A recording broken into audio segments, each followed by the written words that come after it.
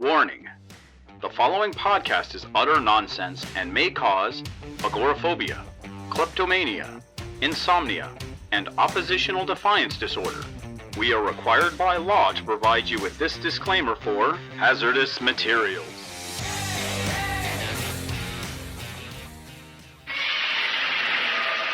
Welcome back to Hazardous Materials, and tonight we're going to talk Godzilla. I'm Casey Johnson, with me as always, Gideon Gonzalez. And we're going to get right into it. Yeah, so we're going to be splitting this one in half, where Casey talks about the beloved Godzilla Marvel book from the 70s, and then I'm going to talk about a couple of my favorite modern favorites. So, Casey?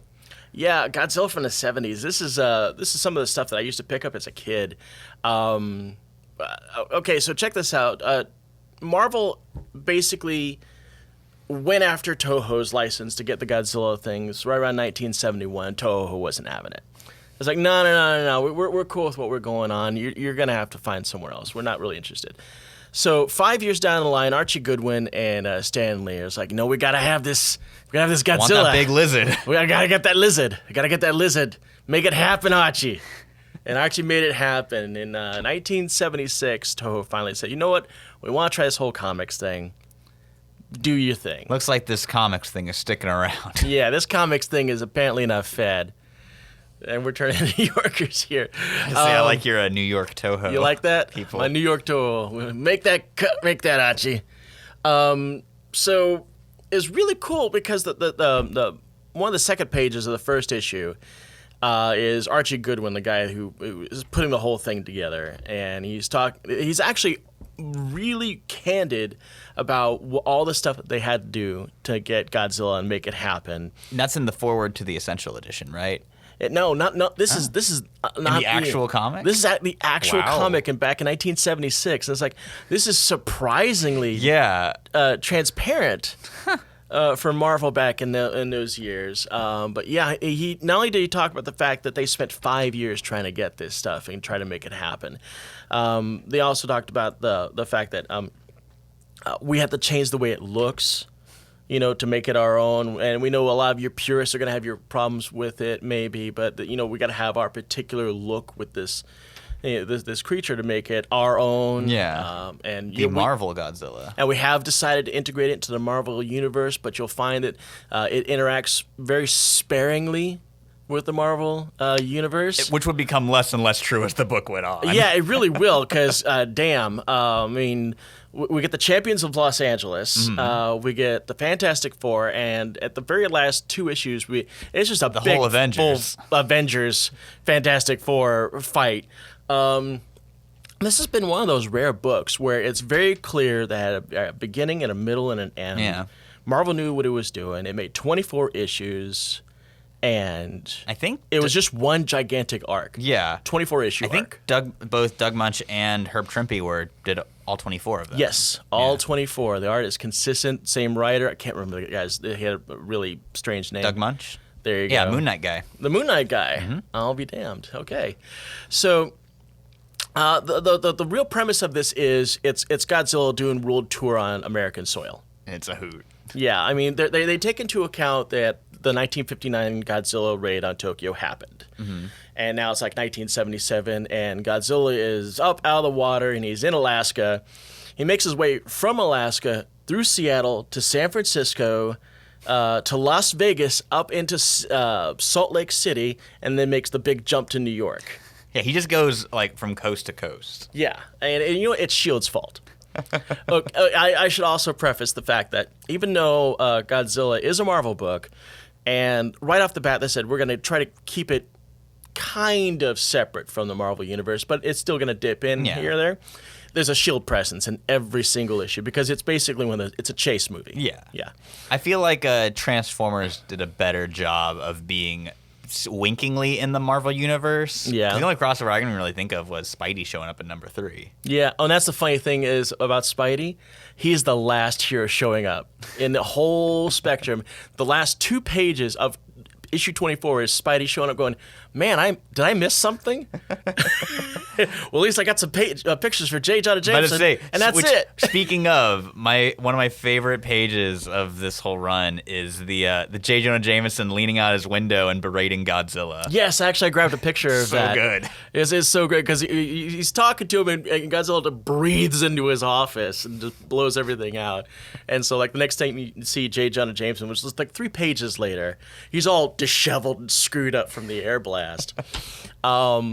This was surprisingly entertaining. Although pretty basic. Most of the issues are, Godzilla wrecks this, and this is exploding, and Dum Dum Dugan, who's got his own helicarrier, by the way, with Gabe Jones, is chasing this. And about halfway through this series, they get a special helicarrier called the Behemoth. It's this massive frickin' armored helicarrier. It's like the biggest one ever. And then you find out why. Because it's got to be big enough to take Godzilla in when they capture him, which they do. Spoiler alert. I told you at the very beginning of this, all 24 issues really do feel like one giant arc. There's no beat or break like you normally have in comics. Where they'll have like 3 or 4 issues. Okay, that's a story. We're going to have a filler issue, and then we're going to go into our next story. Yeah, it's basically just straight Godzilla going, again, from coast to coast. He has a very clear path. Like, you're starting on the west, and you're ending up in New York, where all the other heroes are. And so because of that, you get, like, a kind of steady buildup of threats to Godzilla. Like, what's his name? Red Ronin show up at one point? Red Ronin shows up right after the Dr. Demonicus arc. There we go. Dr. Demonicus is basically he's a Marvel villain. He shows up in Marvel. He's basically Dr. Doom. Mm-hmm. But he's super evil. He finds this Inuit family, and he's like, "You're gonna do this for me, or you're gonna pay." And he's like, "I'm not gonna do that for you." He's like, "Well, then your family will pay." And he kills their family off screen, of course. Mm-hmm. Of course. Yeah. So he's the bringer of the first big monster you see, which happens, I think, in issue 3 or 4. And then after that, it's Dr. Demonicus. This is bringing ugly freaking things up at all over the place. But, Godzilla doesn't actually get violent with his opponent until like the 17th issue, where crap like this happens, where he's like, this is flying hippopotamus kind of thing coming at him, and he shoots his fire right into the thing's open mouth, and it comes out its back end. And then 2 pages later, he grabs the creature with the big helicopter blades for his tail, and he mashes them together so his helicopter cuts his head off. It was like, Godzilla got metal in issue 17. Yeah, Herb Trimpe went off. This is the only time that he really got violent and murdered his enemies. I will say, he does get to some pretty sweet wrestling moves.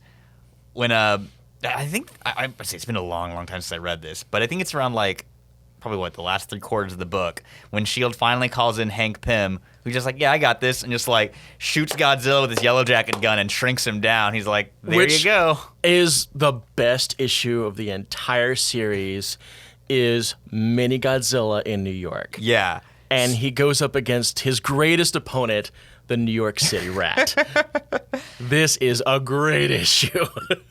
Pizza Rat v. Godzilla. And it's not just a one-off. He goes 2 issues in mini-sized, and then he's slowly getting bigger. Because his radiation's burning through the Pym particles. Yeah, because that's the answer for everything. Yeah. Radiation. There's a Yeti creature called the Yetragar. And he's basically like a Bigfoot, but radiation turns him into 100-foot tall. A big Bigfoot. And large foot. Yeah, and then he gets a big old 3-way fight with him, Red Ronin, and Godzilla in the Grand Canyon. Yeah, I remember that issue. That was a lot of fun. I gotta tell you, I love the road trip feel of this Godzilla series. And even then, once it gets to New York, it's just like he's just fighting the whole Marvel universe. Yeah. Because my personal favorite issue, I'm a big Benjamin J. Grimm fan. Yes. Is when he is in the Museum of Natural History as a people-sized Godzilla, wrestling with Ben Grimm, knocking over dinosaur skeletons, blasting artifacts with atomic breath. It's a hoot. I love it. And just when you think you've got everything covered, I can't I can't emphasize what a blast this weird 70s disco dragon is. But you've got mini Godzilla. You've got man-sized Godzilla getting into fistfights with Dum Dum Dugan and the Thing.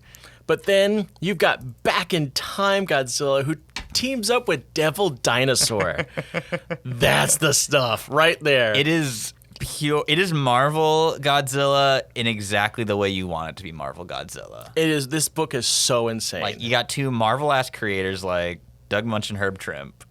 You got pretty much the entire pantheon of characters. Like, I don't think the X-Men show up. No, X-Men do not show up. Yeah, which is, I think, the only glaring omission. No, it's Fantastic Four, Champions of Los Angeles. Which, if you don't know who the champions are, trust me, you're not missing anything. Back in the '70s, this one-off team of Hercules, Black Widow, Ghost Rider, Dark Star, Angel, and Iceman. But why are they all together? Who knows? They were the leftovers. But only like a few of the champions show up. Ghost Rider and Dark Star are not there. And just when they're about to explain why they're not there, we don't care. We got to go get this lizard. I think it's because Ghost Rider versus Godzilla would be a fair fight. Yeah. They're the two most powerful members.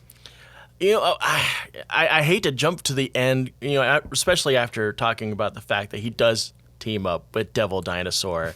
And they get in this big old gatefold battle royale with this tribe that's trying to kill Moon Boy's tribe. But of course, you know, we got to bring back Godzilla. So something happened with Reed Richards' gear that when he sent him back, the radiation is corrupting his the mechanics of whatever it is. It's like, it's building. The only way we could stop it is reversing it, which means bringing back Godzilla. Yeah. So they throw out the thing. Godzilla comes back, and that happens. And then, you know, Spider-Man shows up, and then the whole thing is wrapped up by the scientist's grandson just telling Godzilla, just leave.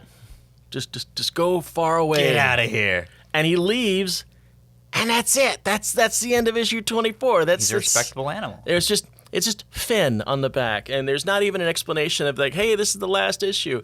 Although if you see the cover of here 24, you see it's clearly the last issue because you got, you know, Godzilla walking off into the distance. This book is available. Strangely enough, even though Marvel is not really big on reprinting stuff they don't have licenses on, you're not going to find an Essentials ROM Space Knight. Yeah, it's just not going to happen. But in 2006, they did make an Essentials Godzilla. I was lucky enough to pick it up, and I didn't realize that was a big deal because now it's selling for like $90 to $150. Yeah, it's the only time it's ever been reprinted. Yeah. It's the most convenient way to read it, even if it is in black and white, because it's not available digitally anywhere. Like, and this is kind of what became a long-term problem with Marvel's licensed work after the fact is that because they would have appearances from Marvel characters, later people who pick up the license can't reprint that stuff because of the presence of Marvel characters. Larry Hama's G.I. Joe didn't run into that issue because that one completely divorced from the Marvel Universe. I really love how that discontinued completely into IDW stuff. Transformers, I'm not 100% sure if IDW was ever able to reprint number 3. I would assume not, but I haven't done my full research on that. You're talking about the Spider-Man appearance? Exactly, yeah. Spidey versus Megatron. There's some horrible coloring issues with the original. Oh, yeah. When all the robots mostly look the same and you can only differentiate them by color, it's great when the coloring isn't consistent. You can tell when the colorist is really lacking on the job there. I mean, in his defense, he was coloring ads. I mean, coloring newsprint back in the 80s was not an easy feat, especially when you had multicolored Autobots and color really mattered. But let's make it purple. But yeah, it is a shame that this is not an easier book to read because tracking down the single sucks. I've tried to and then given up. Their singles are pretty not like insanely expensive, but you can get yourself a stack of ratty comics. Exactly. And you'll probably get like a couple of Godzillas thrown in there. That's actually how I really got into comics, is because my folks would take me to these antique shows, not like stores or anything, but like shows. And there'll just be row and row of just people's old junk. and there would always be at least 2 or 3 people with a big old stack of 70s Marvel comics, and that's how I got into it. Nice. That's how I found out about White Tiger from Spider-Man, how I found out about Ghost Rider and Godzilla, Shogun Warriors, all that stuff. All the good stuff. All the really good stuff. God, one of these days we need to talk about the Shogun Warriors. If that's not periphery to what we're talking about now, I don't know what is. So yeah, if you can track it down and at a good price, do pick up those Godzillas. Not that I would never, ever, ever encourage piracy. But if they don't make it available... What choice do you got? But hey, we're not saying do that. We didn't endorse. So while there were some great crossovers in Godzilla's Marvel run, his greatest one, of course, came in the early 90s from Dark Horse Comics, in which Godzilla met Earth's greatest warrior, Sir Charles Barkley. This was part of a big, I think it was Nike was doing this campaign ad, where it was, they had commercials of Barkley playing against Godzilla. And you've probably seen the gif of Godzilla, like, putting on some goggles before he goes to ball. Then Art Adams did some great covers of those commercials. This was a one-shot with a cover by the incomparable Dave Dorbin. You might know his work from the Indiana Jones posters, Back to the Future, Star Wars. The classic painted covers of yore. So, of course, Barkley blocking an atomic blast with a basketball is just another iconic image like Somebody spent some money on that one. It's amazing. You know this is going to be a good comic when, right off the bat, it's an Alan Smithy joint.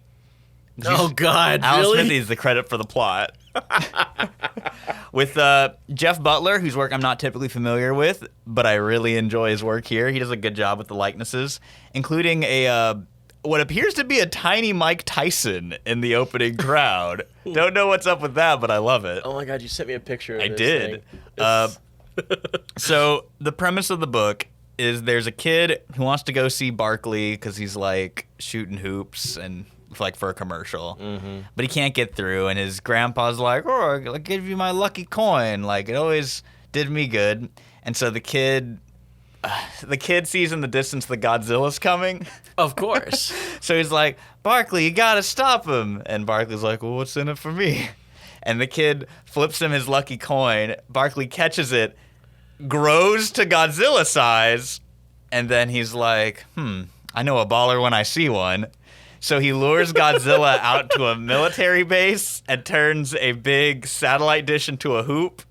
That line alone has sold me. And I know a baller when I see one. And they have a pickup game. And, like, Godzilla's got the moves. Like, he's moving around. He fouls him with his tail at one point, which Barkley goes, "See, that's how I know you're a pro." If you're going to foul somebody, do it on purpose. Exactly.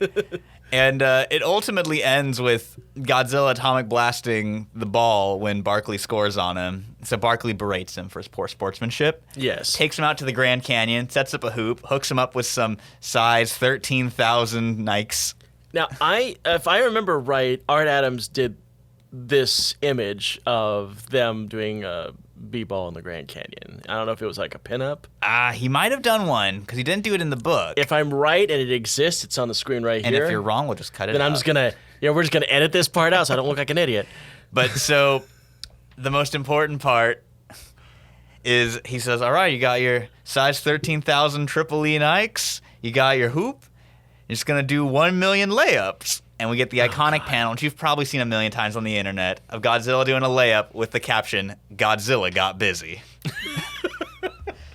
And that's the greatest Godzilla crossover of all time. No offense to the Avengers. No shade on Red Ronin. This is what it's about. You know, it makes me want for the crazy crossovers of the late 90s, early double odds. I want Archie Godzilla, the weird stuff. I think Archie Godzilla would have been more plausible than Archie Punisher. I was briefly deceived by a fan-made cover. It's one of the best things I've ever seen it's Godzilla versus Barkley 2, and it's got the modern style Godzilla, his little head and his big chunky body. Barkley's in his ESPN suit, like trying to block him. And he says, "Man, you got bigger since I last saw you, Godzilla." And one of his co-hosts, I don't remember who, was saying, "Bigger than San Antonio women, Chuck?"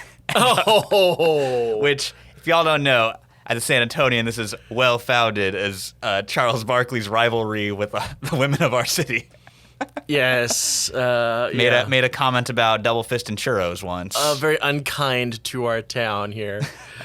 But I forgive Sir Charles, because how could you not? He's royalty. He is. He's royalty. We all know this. Yeah. So greatest to ever do it. What else you got for us? All joking aside, my actual favorite Godzilla story of all time, even including the movies, is James Stokoe's masterpiece, The Half-Century War. Why is it called that?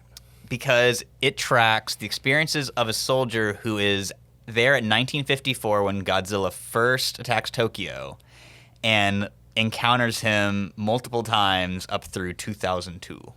That makes sense.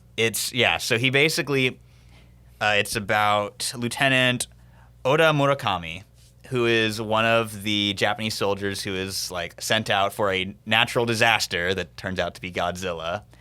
And after that initial encounter, he gets recruited to a new special kaiju task force for being one of the few people to have encountered Godzilla and lived. Yes. And it just kind of tracks like his arc throughout history with Godzilla. Like this first issue, again, is in 54. The second one takes place in 67 and is set in Vietnam, where in the middle of the war, Godzilla shows up. And they find out he was going after... I'm blank. Is it Anguirus, the villain from the second Godzilla movie? Godzilla Smashes Again?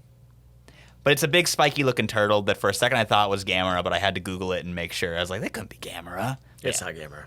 It's like Anguirus or something. Yeah, you're on the right path. Yeah. I remember that. And so they get in a big old fight in the middle of Vietnam while the war is raging. Mm-hmm. It turns out a Dr. Deverick, who is the villain of the villain of the series, as much as a human, you can have a human villain. That sounds like Dr. Demonicus. Kind of, yeah. He was developing for the same anti-kaiju team that Murakami works for. Mm-hmm. I'm trying to think of the right word for it. I don't want to call it a kaiju magnet, but it's basically, it's more like a dog whistle. Mm-hmm. Like it attracts the kaijus to want to come and smash it. So he had left a plane that he had been with one of those crashed in Vietnam because there was a war happening, so planes are getting shot down. And that brought Godzilla and Anguirus to fight there. The next one takes place in 75. And that is when all the kaiju come out to play. To destroy all monsters riff, mostly focused on Ghidorah, the big old smoke monster. That sounds like Godzilla Final Wars. Everyone's there. They're all beating the shit out of each other. The kaiju response team is now it's less of a attacking the kaiju and more of a how do we minimize damage team. Mm-hmm. That's also what I found really interesting about it is seeing how the group's focus changes and how they kind of just have to accept that Godzilla exists. And this one is still Dark Horse, right? This is a IDW production. So how many comic companies does he jump through? Godzilla was at Marvel, Dark Horse, IDW. He might have been in Topps somewhere along there because Topps is doing a ton of licensed books. Topps did the 90s. Barkley stuff, I think. No, that was a Dark Horse one. No, you're right. It's you're right. In the Legend imprint. It's got the little stone man. 87 might be my favorite issue of it's a 5-issue series. Okay. Obviously, one for each decade. And in this one, Mechagodzilla has been created. I love Mechagodzilla. They're like, all right, if we can't stop him with weapons, if we can't minimize the damage and get people evacuated in time, we'll build our own Godzilla. Yeah. And everything's going good. Mechagodzilla he's holding his own, and Space Godzilla arrives. Because this is that second Toho era in the 80s. Oh, God, yes. And so you got him with his big old crystals, and he just obliterates Mechagodzilla and is beating the holy hell out of Godzilla. And I gotta show some art up here because the way James Stokoe, his art's so detailed. He has such a great take on Godzilla. And seeing Space Godzilla, who is one of my favorite kaiju, just because it's Godzilla with extra shit slapped on it. How cool is that? I had an observation, and then this may be spoilery, so I'll just let you know if you're watching this and you haven't seen Godzilla vs. Kong, which is coming out in March. Mm-hmm. What I'm about to talk about is a little spoilery, so warning. I think we can put it in the speculation folder. Yeah, the speculation, but the heavy rumors of Mechagodzilla being in Kong Godzilla. I'd be into it. I can dig it. And they say that that's the reason why Godzilla is being pissed. so aggressive, is because he's not Godzilla. Or he's aggressive because his good name is being dragged through the mud. And he won't have it. Exactly. And now he's got to. This is slander. The champ, Lizard slander. the champ of Skull Island himself. Oh man. Okay, so we should probably also establish the fact that we are of separate teams. I'm a big Kong guy. I am, of course, with the lizard. Yeah. Kong's got longevity. He came out in the 30s. He's got heart. Godzilla shows up, the new flavor in 1959. I gotta go with the import.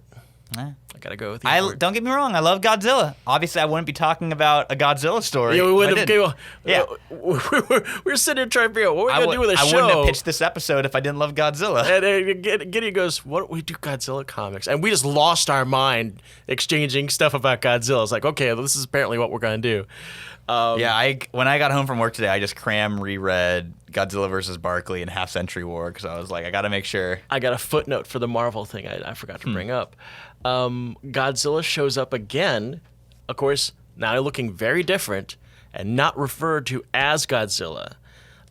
He's now in control of Dr. Demonicus, which is the villain from the first arc of Godzilla.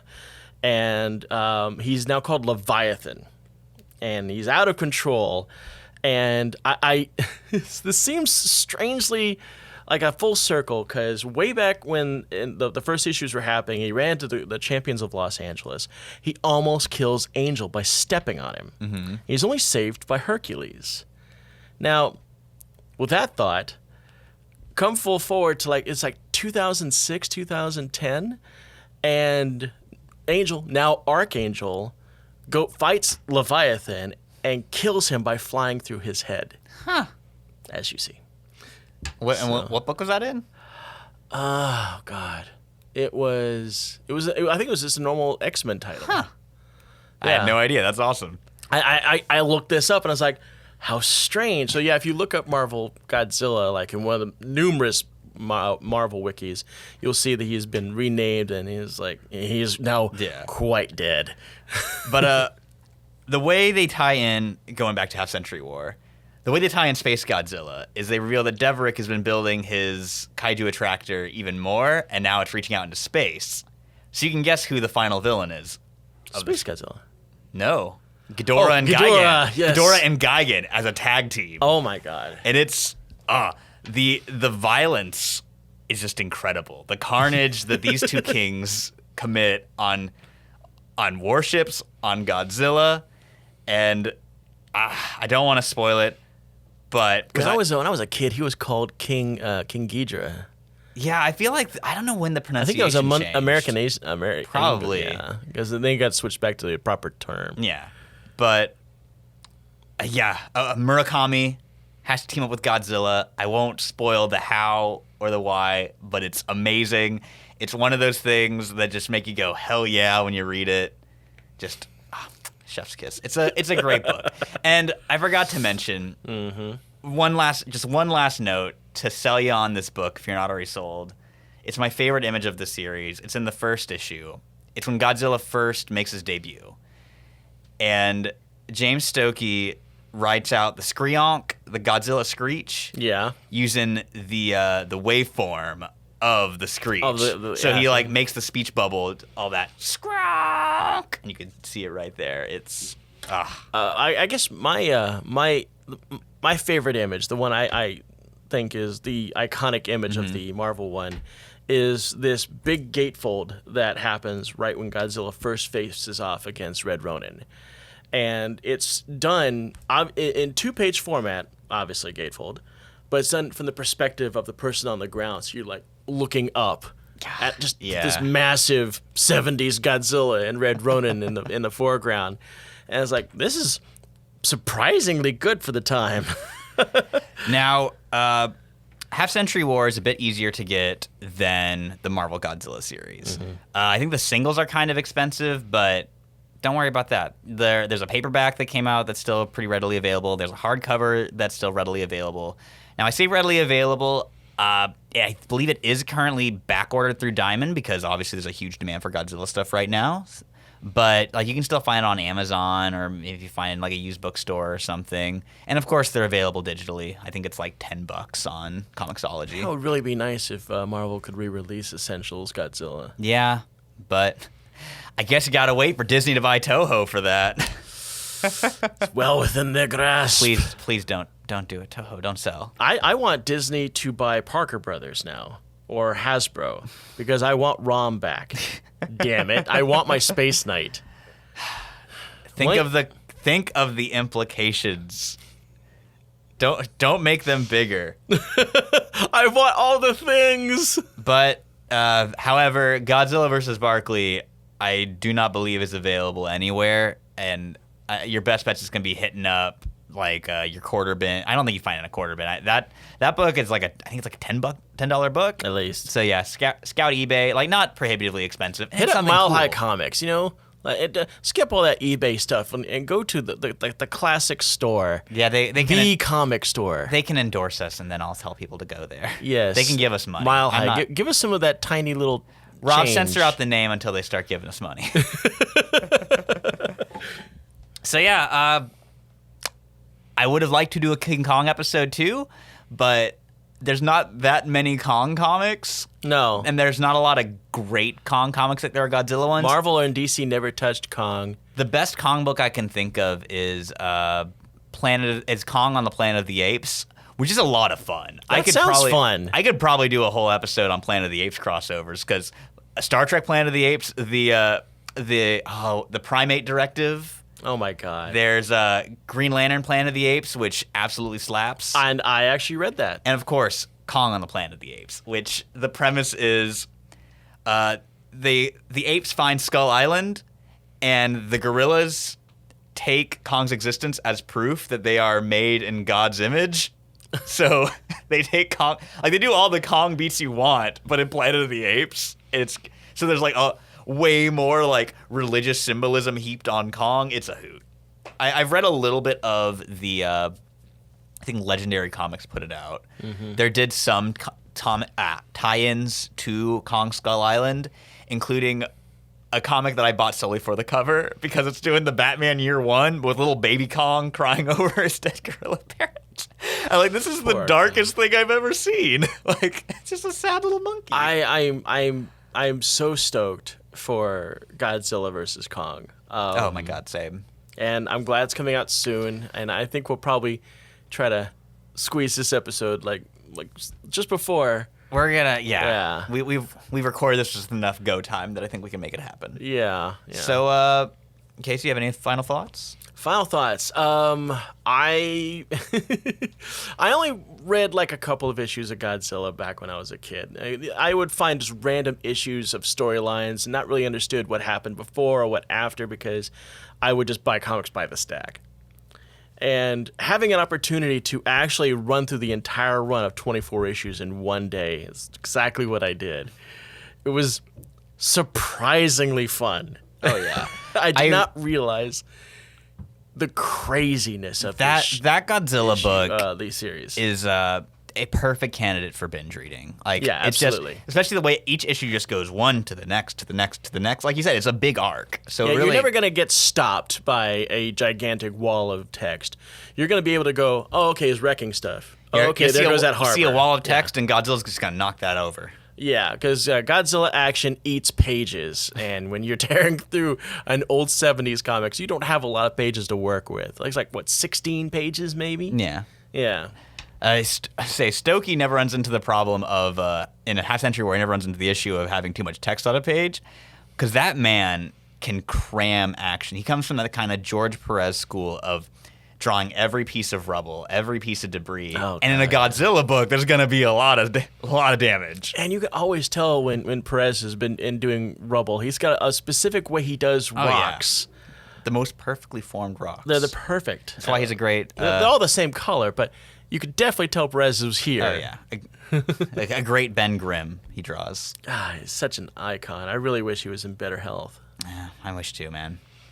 But on that note, give us some money on Patreon. We want to keep doing this. Yeah, exactly. Oh, we're gonna do it anyway. And you know what? Still. I understand you can't give out the money. We're all feeling those pressures. But give us a like.